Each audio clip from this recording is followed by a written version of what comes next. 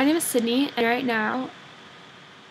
I'm in a fiction writing class,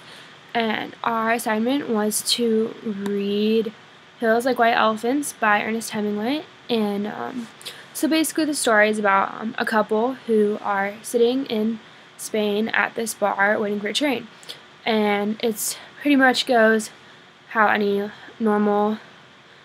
day would go for a couple who was eating out, and then they proceed to have a conversation about an operation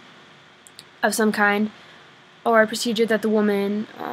has been thinking about having done. The man is definitely obviously for this procedure, and they kind of talk about how things would be best and they think that it'd be happier.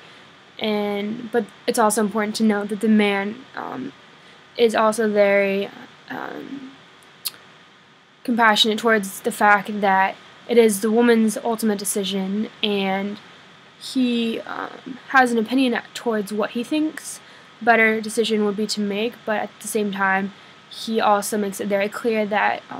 the woman ultimately has the choice to do whatever she wants and that he will be with her no matter what. You can tell this conversation causes a lot of stress for both of them,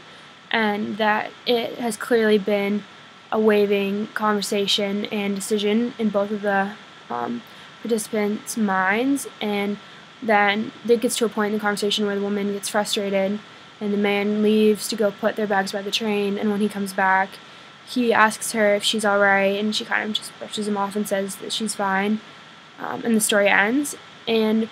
previously to reading this, we were told that the woman was thinking of having an abortion, and that's what they were referring to the whole time. Without this prior knowledge, I don't know whether I would have been able to pick up on context clues or not and figure that out and come to that conclusion, but having known before was definitely helpful when reading. I think a really important aspect to the story that helps Ernest Hemingway tell it is the fact that there isn't as much detail, and I think in fiction, even though painting a picture can be really important, it can also be important to let your reader sort of infer for themselves, like what is happening. I also liked it because it was really realistic to human interaction. I feel like it really portrayed how two people in their normal setting would interact about that kind of situation, and it kind of very subtly shows how frustrating and emotional something like that obviously can be, and just kind of a very raw side of it. So I really enjoyed this story, and I think a lot of people, whether it's with that or anything else, not necessarily relating to abortion, but can relate obviously to having to make a decision. But yeah, I really enjoyed the story, so look forward to more.